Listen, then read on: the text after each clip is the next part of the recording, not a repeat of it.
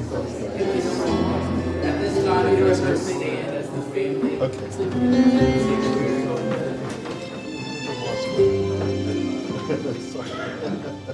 And you meet the city called glory, and it was so bright and so fair. When I entered the gates, I cried, holy. Oh, the angels all met me there. They carried me from mansion to mansion, and oh, the sights I saw. I said, I want to see Jesus, the one.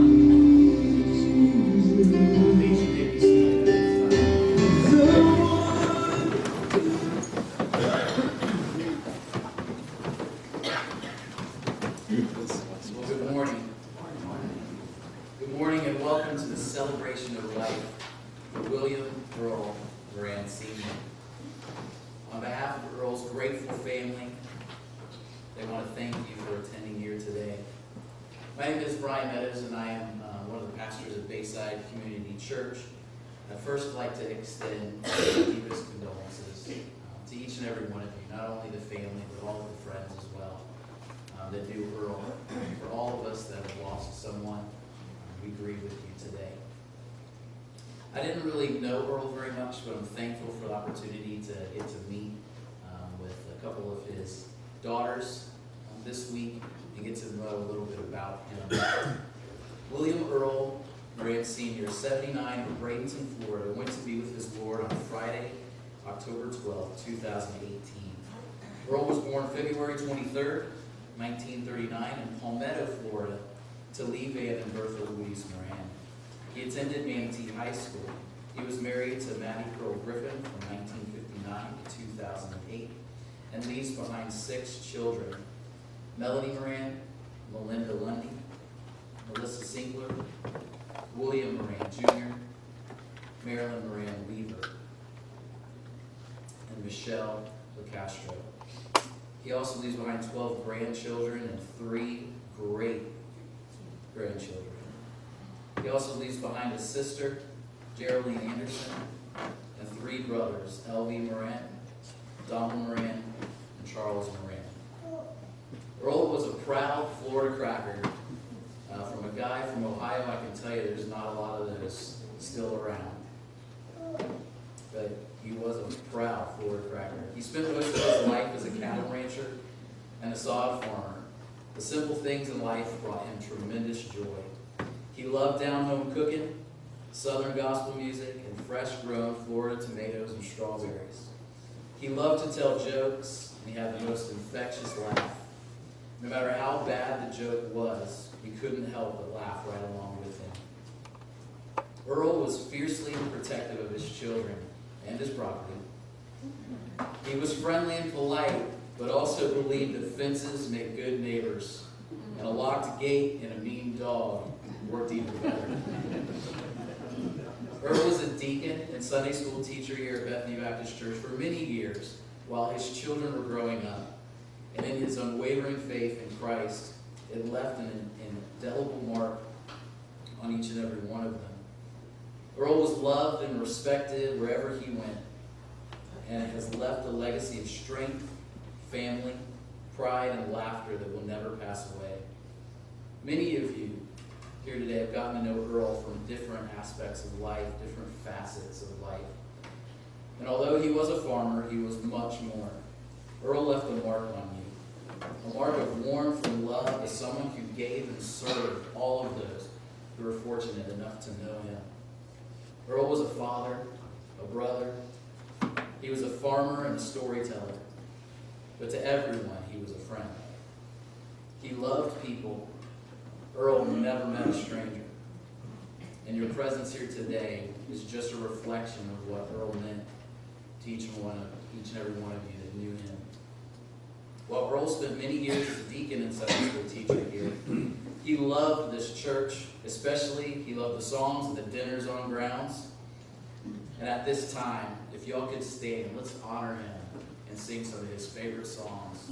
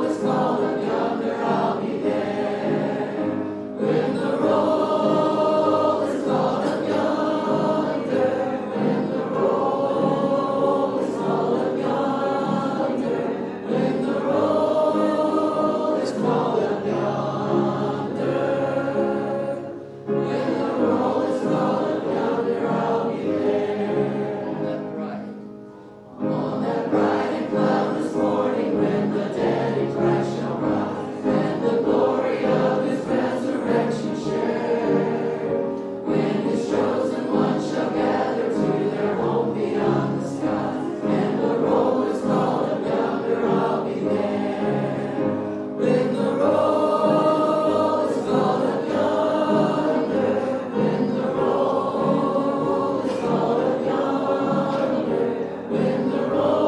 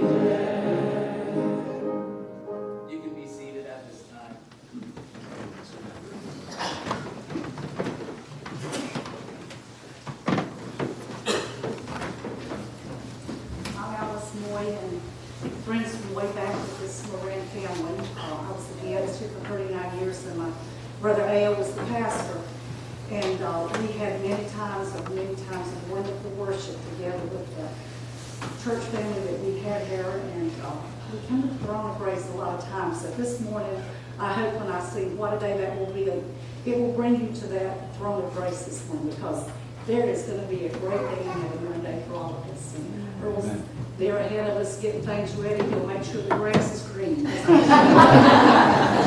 grew grass out of here. There's nothing but 40 foot of sand down, and helped make a beautiful yard here. It was always, whatever needed to be done, was here to help and everything. And Maddie was my Sunday school teacher for years, and thank you for Maddie for the things that I learned there. But I just got a lot of good memories this morning, so what a day that will be.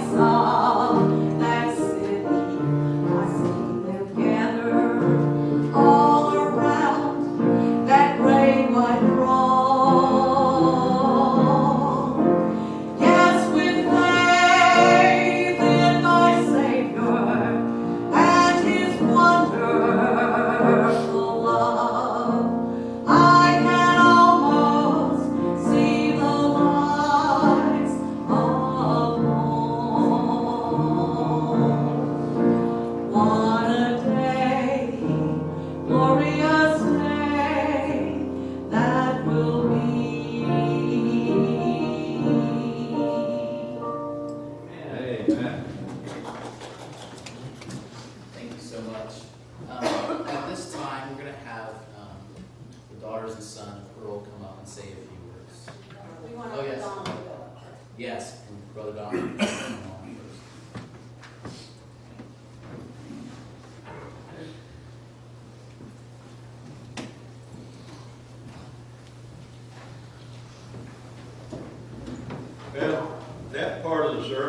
so beautiful, I don't think I've got anything to say. I'll start off with a few memories I had with Earl. I had quite a few on this page, but I didn't whittle it down to one or two. But anyhow, I'm going to just say that we spent a lot of time together. We were 2 years apart in age, and he was sort of my, I don't know, he tended to me like how he was my daddy. But anyhow, we'd go off in the woods and hunt quite a bit. He enjoyed it, and I enjoyed it. And but one of the things that I remember, my Uncle Teague had a farm up there right across from Charlie's house. And the road going in there was real sandy. It had deep sandy ruts in it. And we went in there to see my uncle for something. Might have been to get a PA, get him rolls a cigarette. I don't know. But anyhow, when we was coming back out, I told Earl, I said, you know, them deep sandy ruts, I'll leave that car, stay in it, and then just go on through there. That old 41 Chevrolet. But anyhow, just as soon as he turned loose the steering wheel, it jumped right over in the ditch. Now, who got blamed for that but me? But he was driving, but I was the one that suggested it.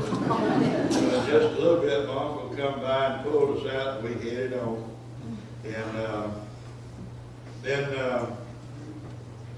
we always going hunting, and we didn't always have a good light to hunt with. And we'd want to go, so we'd take the old lantern and take off in the woods with it. And, you know, the little old fire in the lantern ain't very big, it don't put off very much light. So we had a little race, and the dogs bayed up in a palmetto patch. And it had several gopher holes in there. And you could hear growling coming out of every hole. All the holes connected down there, and it was a bobcat in there. And so we got the dogs out from there, and he headed out with the light. So I had to follow pretty close behind him. And wasn't much for me to see by, and I kept looking back to see if that cat was coming. I didn't know if he was going to slip up behind me or what. But anyhow, we made it on home. And another time we was, you know, hunting, and he'd always keep me along for some reason or another. And we had an old dog named Major. And whenever we'd catch a sack full of possums, take them down the next day to sell them, but I was the one that had to tow them all night. And then another time he was telling me about, he was going squirrel hunting, and he carried a couple of guns with him. And he said he took LB with him, and the LB was toting one of the guns, the shotgun. He said he's walking down the cow trail, and directly he looked around, and LB had the gun cocked and on him like he was a criminal.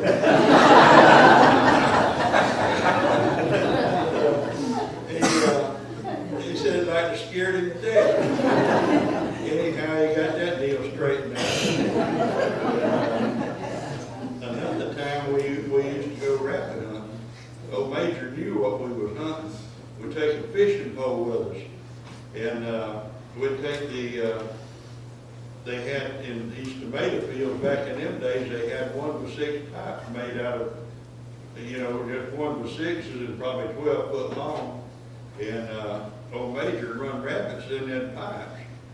And he'd take that fishing pole. It was always me that had to look and see what was in that pipe. And you could look through a pipe, and the pipe, you could see a little light on each side. You knew it was a rabbit. And then he would get down there and push a fishing pole there and make him come out, and I'd have to catch him. There wasn't a rabbit in there. You better look out, it's probably a possum. So, but anyhow, Earl moved to Loxahatchee. I moved to North Florida. I didn't get to see him for many years, you know, just spend time with him. And after he got sick, here a little while back, I mean, a couple of years ago, he'd called me about every day or every other day, or he called me pretty regular. And I felt like it was, whether I was busy or whatever I was doing, I wanted to stop and talk to him. And I knew it helped him, and I'd hate to know that I was in that position he was in and couldn't, you know, didn't have anybody to talk to until he picked up his phone and called. And then one day, it was probably wasn't a month ago, I was talking to him about his salvation. And he said that he knew he was saved and he knew he was going to heaven. That was good enough for me. Amen. So, thank you.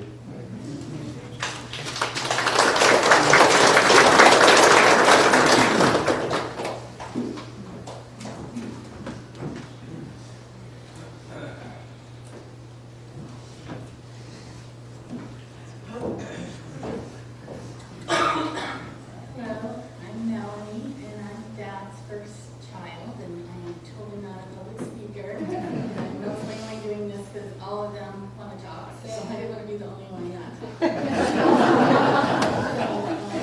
I just want to say I have some great memories about my dad, and then my siblings are going to be sharing some more after me. Those are all fun stories. But I just want to say that, you know, something about my dad is that he did not like people getting in his business, and he didn't like people telling him what to do or what he could do. He definitely would say, but you can't do at the end. That's what he would, don't say can't. And so that included his doctors and the caregivers and definitely all of us. So it was really hard because there was a lot of years there at the end that he really needed help, and he just did not like to accept it from anyone, especially us, and we were always wanting to help him. But what he did like is he did like to talk, and he was always up for a really good visit.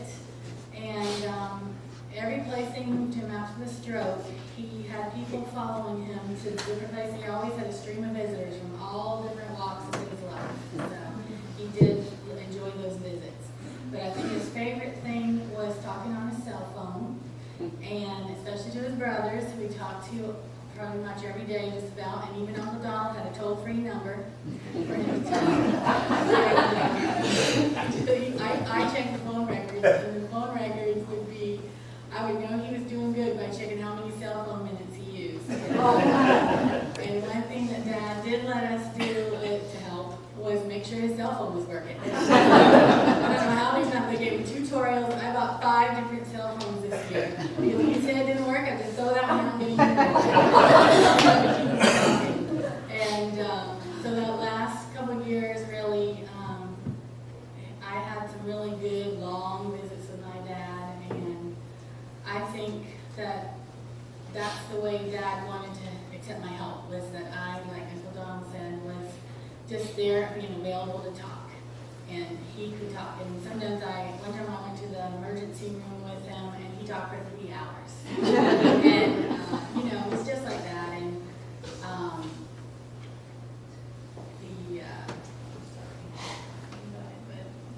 so in the end, he was having a hard time using his cell phone, so it was really hard for him because he couldn't talk to anybody like he wanted to. He mostly just used his call log, so that usually was me and Linda over and over and over because that's the ones he had. But that last week, he ended up calling me every single day, even on the last morning. He called me early in the morning. But one of those calls, we talked for like 45 minutes. It was just like so normal, just like talking to good old Dad, just checking in. And it was just so nice. And and he said at the end of the call, he said, I love you. And I said, I love you too, Dad. And so that last call and that last visit I had with him was really, really good and sweet. And I'll just always cherish those sweet memories. And like I said, I just really love my dad, and I have really great memories of him. And I'm sure my siblings are going to share some really fun stories about him. Thank you.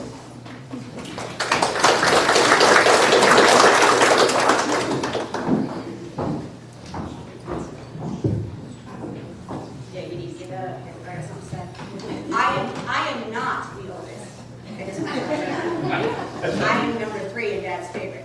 I also have some really good memories of this church that I wanted to share with you. About the 5th row up from the back, that was called Moran Row, and we filled that whole row. And I have very vivid technicolor memories of being snatched off that back row and spanked out there. Those were my memories. And I have a really great memory that I wanted to share.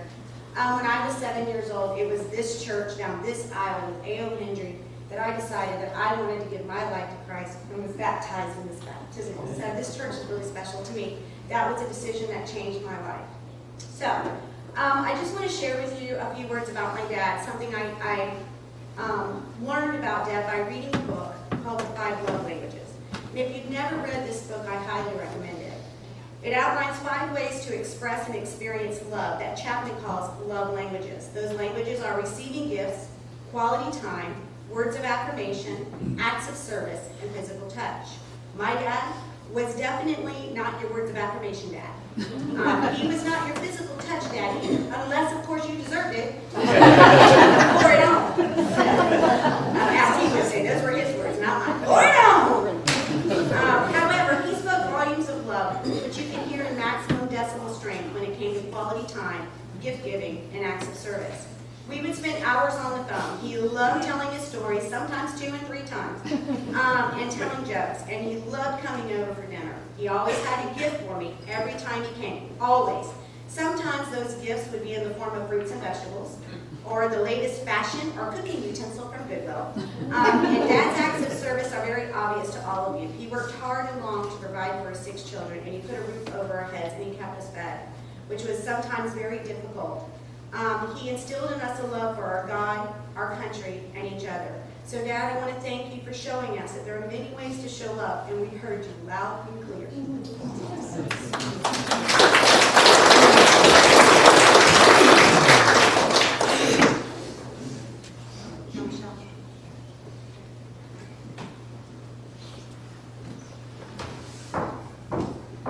So I'm Michelle Locastro. I'm his, Melissa was his favorite until I came along, but he had the top of the list and I had a paycheck. And he decided one day, I was about 10 years old, and he was like, Michelle, I want to teach you how to play checkers. We had a little checkerboard. He would sit in his recliner, where he always had a lot of memories in that recliner. And I do all the work, just like you do. I'll bring up the chair, get the game, get the table, set it all out and everything. And he made sure that he had just enough view right to the TV so we could look over it. And I listened and I learned, and after a while, I wasn't getting pretty good at it. So I started to beat him, and we would always say, because in checkers you got to move a little checker and wait for if he was going to ambush you or not. Always try to be a few steps ahead. And so he'd say, I think I'll give you one. Well, this time I got to give him one. And Daddy was not one of these trophy dad, okay? He wasn't just trying to let me win. In fact, he wouldn't let me win. Because what would happen was he'd start and have these violent coughing spells and actually shake all the checkers.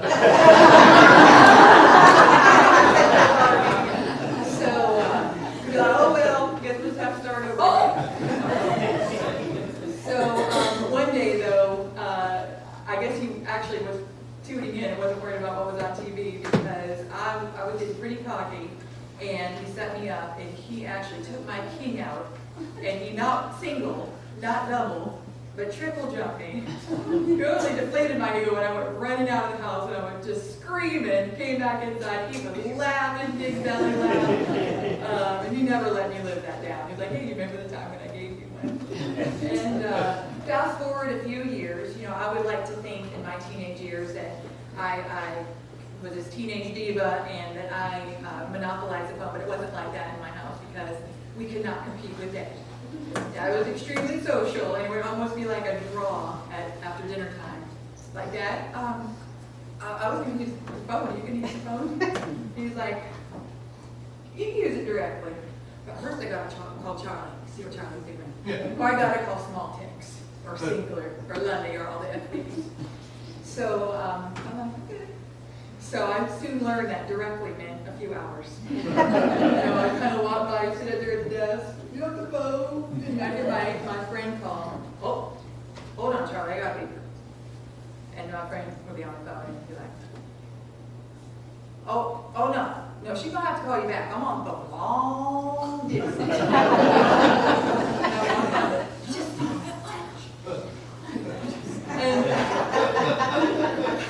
And they'll be like, back again. Another hour. Then soon after that, it would be about having a conversation, wrapping up, hanging up, and saying, all right, Shelly, I'm off the phone, you can use it. And my dad's saying, hello. So then fast forward a few years later, I was one of those people on the other end. I got to spend a lot of time with my dad. You know, growing up, we moved to Northport, got married, had kids, and we'd call him, you know, and dad called. You got comfortable. You got to hunker down, get a snack, get some water, and you weren't back. You were, yes, but not you, go to the bathroom. You weren't going anywhere. And after we solved all the world's problems, we kicked every dog and chased every rabbit, I'd be like, Dad, I gotta go, Dad. I gotta go meet my kids, or I gotta go to church, or you know, I'm running late. You'd be like, all right, well, let me just tell you this one story first. And then, if you like this story, you'd be like, all right, I don't like that one so much. Let me tell you another one. And then fast forward, you know, to now, I see a lot of myself in him. I'm not sure if it's just a Moran trait or if it's a learned behavior, but you know, we sure do love to talk. Matter of fact, my sisters and my mom even came up with a name for me, so they'd like to share. Early. Yeah, that's my name, because I love to talk just like my dad. And I believe that, you know, when God designed us, you know, knowing that we're not meant for this world, we're meant for that one, the one that my dad got right now. I think He put something in all of us where work is not going to be toil, but it's going to be something that we were born with, that we were gifted. And I got a vision of my dad this week. Maybe he's that guy in heaven that when you get there, you know, maybe they have little concierges or something, but I can see my dad saying, well, my name's Earl. I got my name on earth was Earl, but I got a new name now. Let me show you around. This place goes on forever.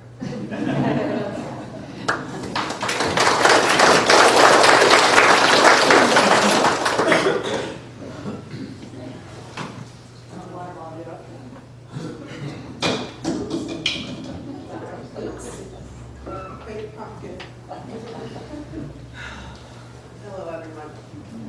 My name is Marilyn Moran, and I am the fifth of the 6 Moran kids. And I'm going to try my best to get through this, so please bear with me. And I do public speaking all the time, and I spoke to 1,000 people, but I've not gotten through it once without bawling. But you know what? I think my daddy would want me to bawl up here. You know, he wants to know how much we loved him. And I was like, I can't do it. I can't get up there. But I thought, of all his kids, my dad knew what a loud, argumentative, Brandon Joe show, where he would expect his daughter Marilyn to get up here and tell you all about him. Or at least tell you some fun memories and special times that we had. So last night, my siblings and I, and my nephew Jonathan, our spouses sat around Melissa's fire pit, and we were trading stories about our dad. And one of the things that would come up over and over is how darn funny he was. He liked to inject humor in life as much as he could. Even his disciplinary tactics towards his 6 kids were sometimes carefully calculated to get a laugh. He would go to spank one of us who'd done something wrong, and he'd say with a straight face, "This is going to hurt you more than it hurts me." Sometimes, if Daddy had the energy, he would have all of his kids come into the living room if he was going to spank one of us, and he would line us up on the couch. And he said, "Now y'all are going to have to watch your brother or your sister get spanked, but if anybody laughs, you're going to be the next one over my knee." And then he'd proceed to pour it on. But when he did, he'd make every kind of funny gesture with the face and go like that. And we would just sit there horrified, but we couldn't help ourselves.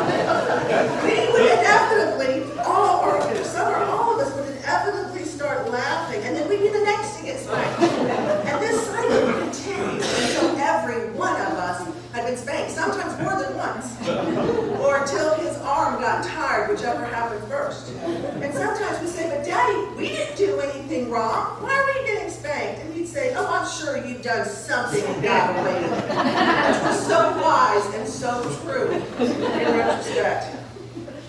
Now, even though my daddy Earl did not hesitate to exercise his fatherly authority to keep his kids in line, he did not let anyone dare mess with his kids. Numerous times my daddy went down to Southeast High School, numerous, 3, 4, 5, maybe 6, and had words with the principal or the dean or a teacher to advocate on his children's behalf. And let me tell you, he did not mince words from what I hear. Legend has it that one particularly macho, buff coach who suspended my brother Willie was reduced to tears by the time Dad. Fortunately, Dad never had to come down to school to intervene on my behalf. However, once I was selected to introduce the superintendent of schools, Gene Witt, at an honor student dinner. And as I was seated next to Gene Witt, he saw my name tag, and his eyes grew wide. He said, "Moran, you're not related to Earl Moran." I was like, "Yes, sir, that's my dad." He was on his best behavior for the rest of the day. For the most part, my daddy was very friendly to everyone, right? He was so polite and had southern charm. But he did not suffer fools or trespassers. He was very protective over his property at 1703 Zipper Road.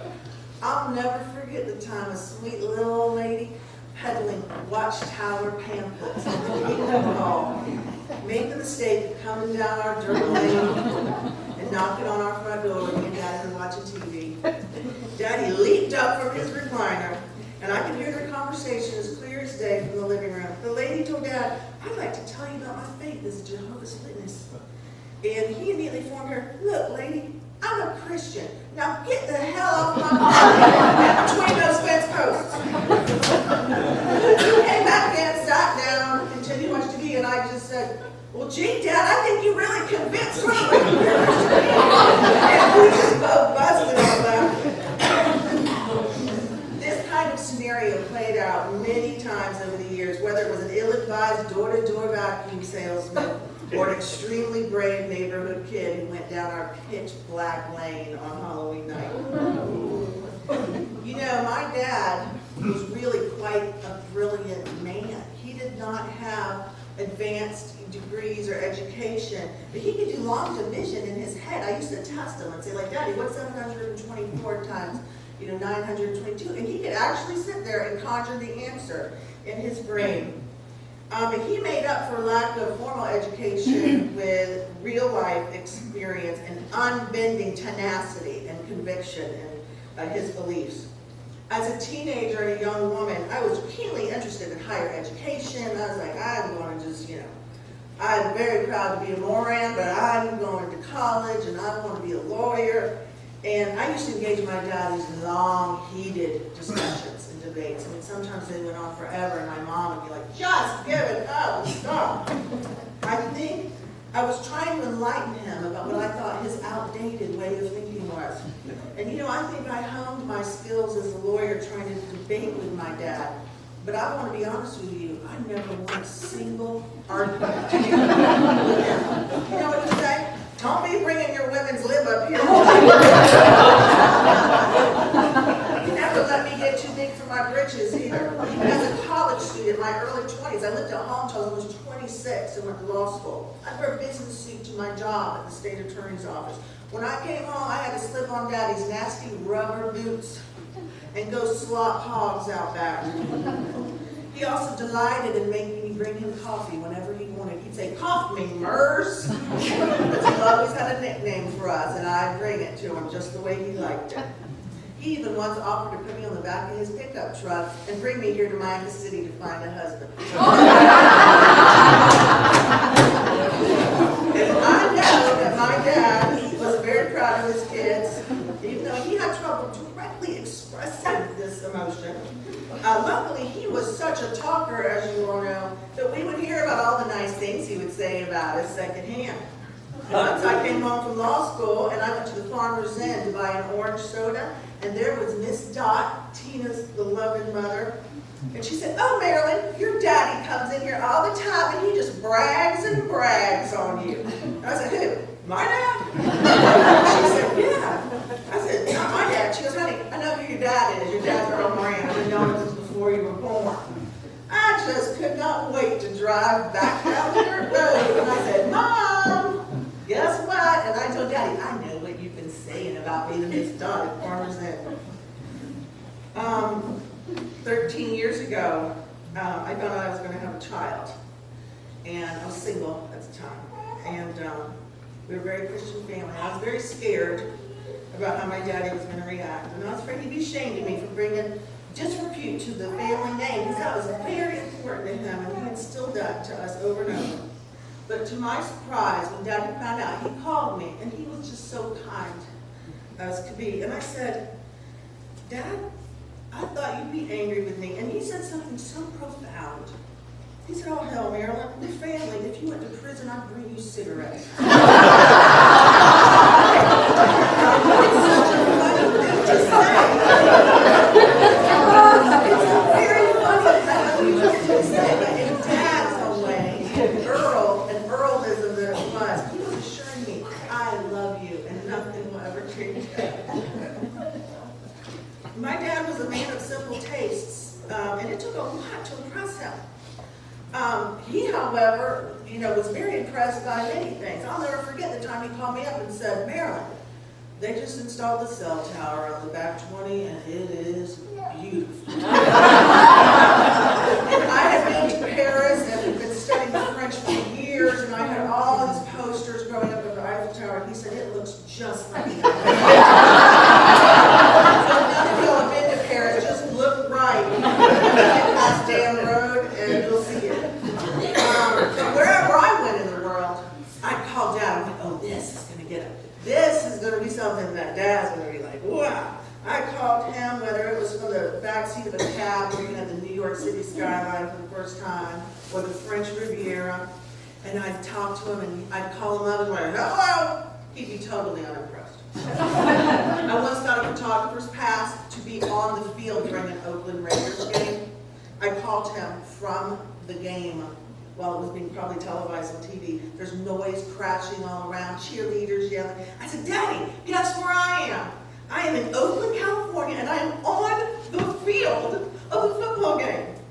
And he said, oh yeah? And he immediately changed the subject and said, how those people at your lawn are like those tomatoes I sell? And that was typical of my dad, because in the hierarchy of things he valued, there was no other question more than a really good batch of tomatoes.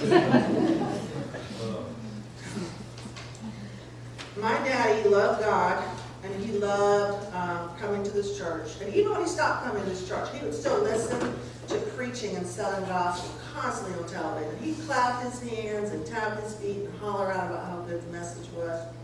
And some of my favorite memories are all the times I took my mom and daddy to the Gateway County, whenever we come to Orlando or Tampa. And my dad loved going on the first Friday to the Christian Jamboree at Christian Retreat, and he would invite us to go.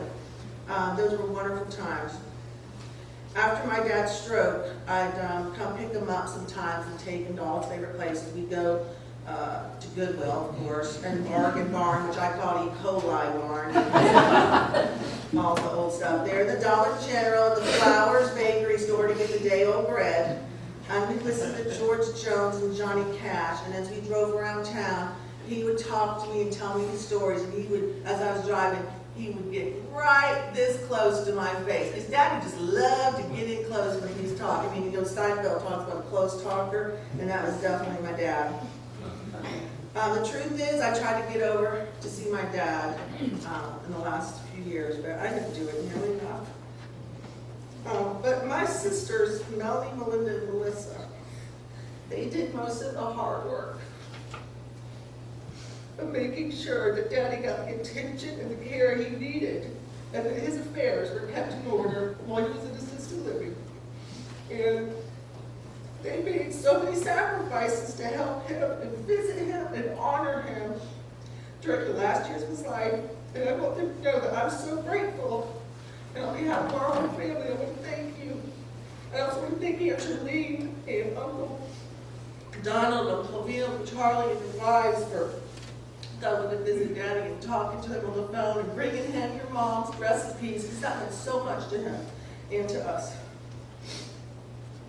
During this last week, memories of my dad have come flooding back to me like you wouldn't believe. And I've shed so many tears, but when I look back on the thousands of moments that I shared with my dad, I'm not focusing on anything bad.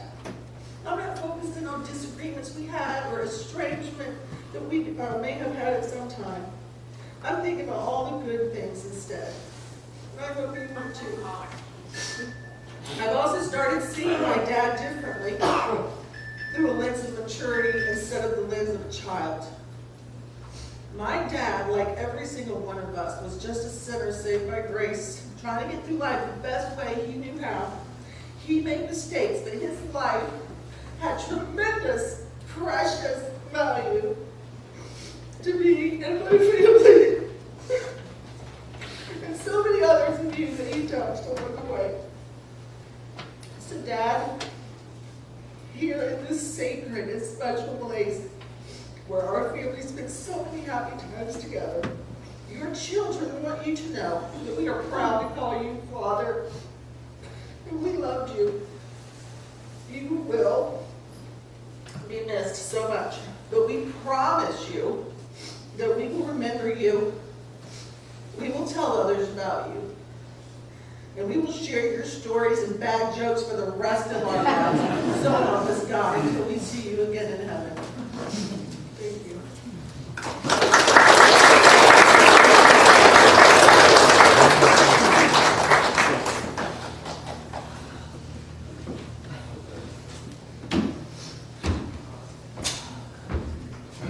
Boy. Tough acts to follow. My dad appreciated they were going into extra innings. Shouldn't have had so many of us. Well, my dad was a farmer, as everybody knows. He was the son of a farmer. He had an older sister, my Aunt Geraldine. She was more like a mother to him, because she would always ask him how he was, how was his health, and was he taking care of himself. But my dad was the patriarch of this family for about 50 years. He was the oldest of the Moran boys, and he would tell me stories about him plowing a mule, sometimes not having shoes to wear, and how they lived when he grew up. One of his fondest memories, he would tell me, was when he and Uncle Donald would sneak into his granddaddy's house, and there was an old Victrola, and he would say, would wind it up, and it would sing real fast, and at the end it would slow down. He said it went like this: "Little wooden head, come play your part. Little wooden head, why don't you fart?" He said I would roll over on the ground laughing. And he'd get tickled, and they'd do it all over again. I remember Saturdays, my fondest memories were Saturdays at my mom's house. That's what we call my granny. And we'd all go out there and we'd have Saturday dinner. And all the boys who were around, they would come and have Elvie and Charlie and Uncle Donald and my dad and me. And so we would eat, and then they'd file out and get out on the front porch swing. And this swing was about, to me it was 8 feet long, because you had to fit 3 grown Moran boys on it. And they weren't small. And they would go to telling each other, you know, asking how everything's going, and they would sit there and lie to each other and tell jokes to each other and poke fun at each other. My dad would say, "Hey, FB, how's it going?" He'd say, "Oh, not bad, FB, how's you?" And I say, "Dad, I thought my uncle's name was LB. He goes, "No, FB stands for fat boy." But they would call each other that, because they had what we like to call dad rods. Donald was the closest to my daddy in age, and all of his stories, they all started with me and Donald. Right? I'll put that down. It's in my way. He remembered all the same stories about growing up and plowing a mule with my grandfather. I never, you know, I don't remember my grandfather, so I had to learn about him and know him through Uncle Donald and my dad and all the stories that they would tell. My dad said that Donald could hunt anything, all day, all night, and never get tired. Said he could raise the best hunting dog that there ever was. And if you ever needed a dog or you need to know anything about hunting, go ask Don. My Uncle Elby, he would come over to my house and we would work cows, and he'd help us work our cows, and he would take our cows to the market. And my dad would always ask him, Elby, what's going on in the market? He'd say, well, you want to keep that bull right there. This is what your calves need to look like. And they would sit there and discuss it back and forth until the herd was just the way that it was supposed to be, so he could maybe make a nickel on it next year. My Uncle Charlie, my dad said, could fix anything. Best carpenter, best mechanic, best cook, and the tightest joker he ever saw. More times than I can count, I swear he's fixed every old, used piece of junk equipment we had on that place. I don't know, tractors, trucks, sod cutters, rollers. But Dad would say, you know, he was several years older than Charlie. And he would say, you could leave Charlie in the room, he was about 10, 11 years old, and come back, and he would have your fine alarm clock for all the pieces. Your toaster oven would be scattered all over the floor, because Charlie always had to see how something worked. He'd take it apart and put it back together. But at one time or another, almost everybody I knew at that time had worked with my dad. He wasn't rich, but he was generous in his way, because if you needed some money, he would give you a job and he'd pay you for it. And with the kind of work he did, it was a great motivator. My Uncle Elby, I was asking him the other day, I said, do you remember when y'all was sitting on the porch swing? He'd say, FB, I'm going to sue you over the loss of my pinky finger. He says, what are you talking about? He said, that Billy Stewart job where we were on Idaho for a week, I still can't feel it. And that Billy Stewart job was a solid city block in Bartow, and we always wondered, why in the world would you get a job in Bartow, Florida? That was too far away, and it was hundreds and hundreds of pallets aside. And Dad, he'd always have a sailing sticking out of his lips, and he could throw that grass down and tell you a story. He did the hardest kind of work and the worst kind of weather, day in and day out, all while smoking a cigarette and telling you a story. He was a dang good salesman. And we didn't have a lot of stuff, but we always had plenty. He wasn't a fancy person, and we never had anything fancy. He liked good food. He wanted his kids to be good, and he wanted a nicer truck. He'd never say, I sure like to have that guy's truck. He'd say, I wish I had a truck like that, and that guy had one twice as good. And he knew not to covet his neighbor's stuff. That's just the way he was. And we would go out when I was a boy. We had a Marine sod service. This was back in the 70s. He must have sold hundreds of jobs out there on Anna Maria Island. And my sister was talking about how he was a close talker. They would start out here on the driveway where the asphalt was. And he'd meet this Yankee and he'd hang about that, and he would keep easing up on him. And easing up on him. By the time he said yes, his hat brim was poking that guy in the head. His back was up against the door. He couldn't help but say yes. Back in the 70s, when nobody was making no money, and there were all of us kids to feed, and he was a deacon in this church, he was making over $100,000 a year laying sod. People would think, man, Earl, that is hard work. And he was like, hey, you keep thinking that. I want competition.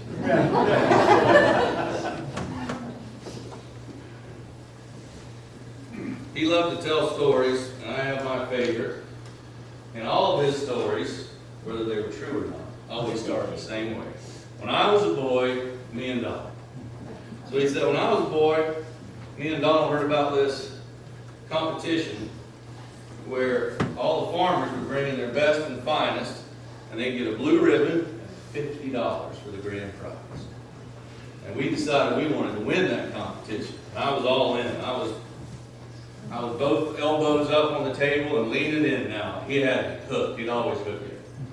And he said, yeah, we found us a spot on the Frog Creek, the high sandy bank, and we decided we'd grow watermelons. And I had some seeds that would just grow roe-valians. If y'all know what a roe-valian is, that is the biggest, finest of anything. If you got a 15-pound bass, that is a roe-valian, right? So he said, these just grew roe-valians. So me and Donald went down there and we prepared the old sandy high bank and we put the seeds in there and we dipped that cool water out of the Frog Creek and we water it. We catch fish and we bury it and fertilize it. And when them watermelons set, they come on like gangbusters. And they were setting blooms on there as big as your fist. And they're only supposed to be as big as your thumb. And I'm like, golly, Dad. He's like, yeah. Every night or afternoon after school, we'd go up there and we'd hoe around it. We'd pull weeds around it. We'd water it. We'd take care of it. And the vines grew 30 feet in every direction. The finest watermelons you've ever grown. Come time for the judging, he said we had to go find Laura. Laura was the name of the mule. So they went and found Laura. They got the wagon, backed it up. Said it was all him and Donald could do to roll that melon over the wagon. They got some sorry hay string and they tied it up. He said we made our way down to Parish. The old elementary school where all the oak trees was said that's where they were going to judge the produce. So we made our way. Laura, me and Donald, the wagon, the water. They eased on in there and they looked around the corner. You could just see them setting up the tents. There were banners on all the houses. They weren't late, right on time.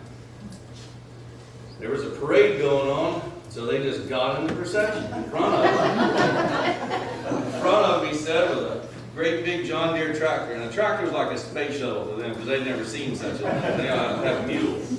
So they get just about to turn in to the where the judging's going to be. He said that old John Deere went whop, pop. I know. That's what I said too.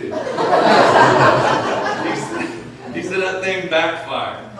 Laura reared up like that. The wagon reared up. Those sorry hay strings come busting loose, and that watermelon rolled off the back. And I said, dear God, Daddy, what happened? He said when the watermelon broke open, it drowned the mule, but me and Donald floated off. He loved to hook you.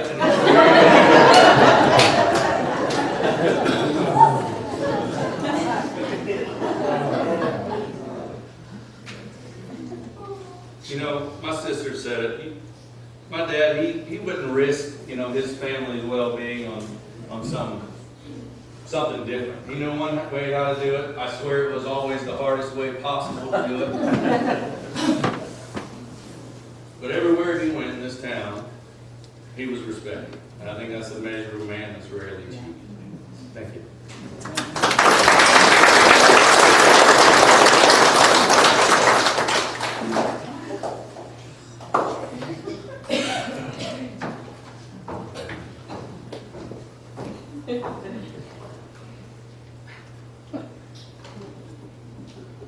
Heard a lot of stories about our dad.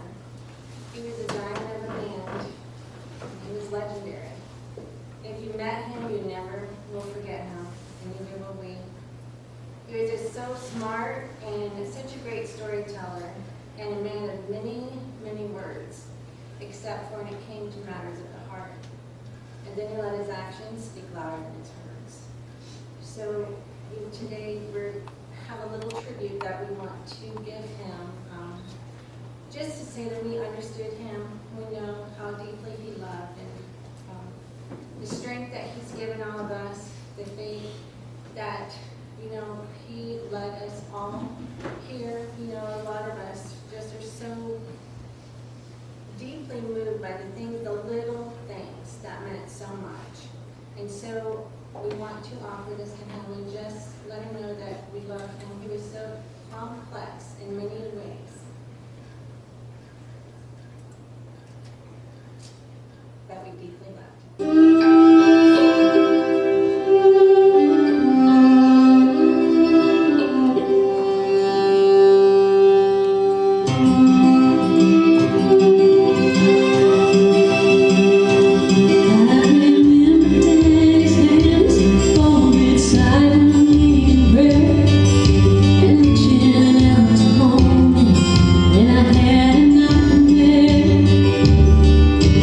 You could read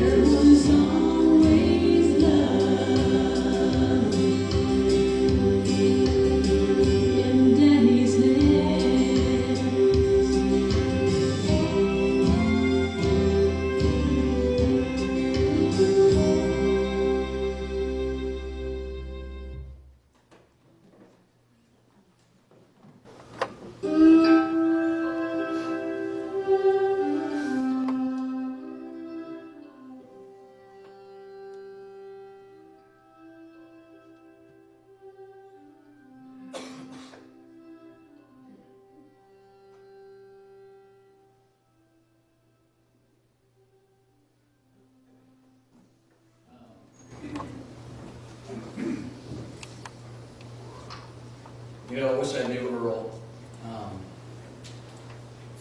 It's okay if I just put this away and do something a little bit different. You guys okay? But I feel like I know Earl. My grandfather was Earl. We spent about an hour telling stories at his funeral as well. Not stories about him, but stories he told. After the war, he came back and he worked in the coal mines in West Virginia. And then he heard about this crazy guy named Walt Disney that was coming from California and wanted to open up an amusement park down here. And so he decided to leave the coal mines and become a gardener, and he did that. And the day it opened up until 1995, so he was there for quite a while. And he worked hard, but he loved hard too. And that's what it sounds like Earl was like. That man was protective, so was my Paul. It was hard to get married into our family. I don't know if it always that way, but it was very hard to get approved of with my Paul. And I can see Earl doing that. I can tell you right now, it's never easy to lose someone. I know for some of you said this is the first time you got to deal with anything like this. There are going to be some things that come over the next, especially over the next year, that are going to be tough. And there are going to be anniversaries of things. There's going to be times when you look at a checkerboard, and it's going to be hard to play. There's going to be times when you're at a football game, you're in a conversation that reminds you of Earl, and that's going to be hard. And I know for us guys, it's kind of hard to deal with our emotions at times, but I would just encourage you, if you feel like you got to cry, cry. That's okay. If you get mad or confused about what's going on, that's okay too. Our emotions, we go through all of those feelings. Why now? Why ever sometimes? You know what? Rosal is happy. Just like my Paul is. He's with his relatives and his friends that have gone before him. He's sitting in that favorite recliner y'all are talking about. I'm telling you, I can tell you for sure that he has had a house built for him in heaven. You guys won't even believe. Thousands of acres. He doesn't have to do any of the work.